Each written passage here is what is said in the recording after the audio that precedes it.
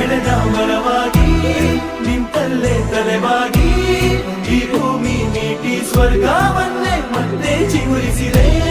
ಹಕ್ಕಿಗೆ ಮಾನಾಗಿ ಹಾರಲು ಒಲವಾಗಿ ಮಡಿಲಲ್ಲೇ ಆಗಸ ತೋರಿದು ನಿನ್ನ ಮಮತೆಯ ಬಲವಾಗಿ.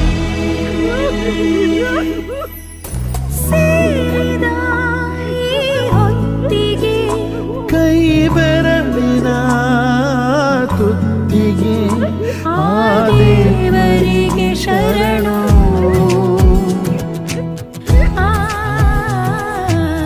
ಗಮ ಗಮ ಗಮನೆ ಮಗರಿ ಸಾಸದ